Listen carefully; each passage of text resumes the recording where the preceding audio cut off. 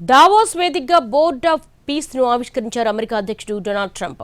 Gaza ఫోకస్డ్గా 30 దేశాలతో ఏర్పాటు కాబోయే బోర్డ్ ఆఫ్ పీస్ చార్టర్ పై ట్రంప్ సంతకం చేశారు. ఇందులో పాకిస్తాన్ కూడా సభ్యత్వం ఇచ్చారు ట్రంప్.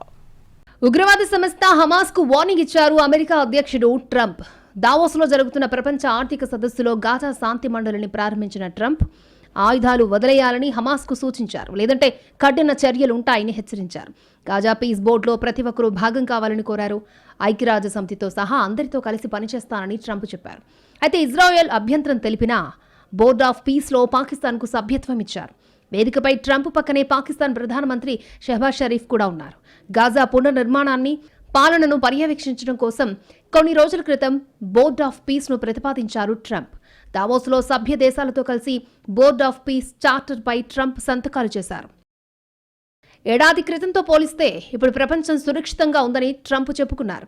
2 అణ్వస్త్ర దేశాలైన ఇండియా, పాకిస్తాన్ల మధ్య యుద్ధాన్ని ఆపినట్టుగా ట్రంప్ మరొకసారి క్లెయిమ్ చేసుకున్నారు. 20 మిలియన్ల ప్రాణాలను ట్రంప్ కాపాడారని పాకిస్తాన్ ప్రధాని షెహబాజ్ షరీఫ్ చెప్పడం గౌరవంగా భావిస్తున్నాను అన్నారు. ఇప్పటిదాకా 8 యుద్ధాలను సెటిల్ చేశారని, త్వరలో మరొక యుద్ధం సెటిల్ అవుతుందని ట్రంప్ చెప్పుకొచ్చారు. బోర్డ్ ఆఫ్ పీస్ లో చైర్మన్ గా డొనాల్డ్ ట్రంప్ వ్యవహరించున్నారు.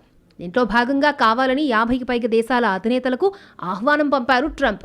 అందులో భారత ప్రధాని నరేంద్ర మోడీ, రష్యా అధ్యక్షుడు పుతిన్, చైనా అధ్యక్షుడు జిన్పింగ్ సహా పలు దేశాల అధినేతలు ఉన్నారు. బోర్డ్ ఆఫ్ పీస్ లో శాశ్వత సభ్యత్వం పొందాలి అనుకునే దేశం $1 బిలియన్ చెల్లించాల్సి ఉంటుంది.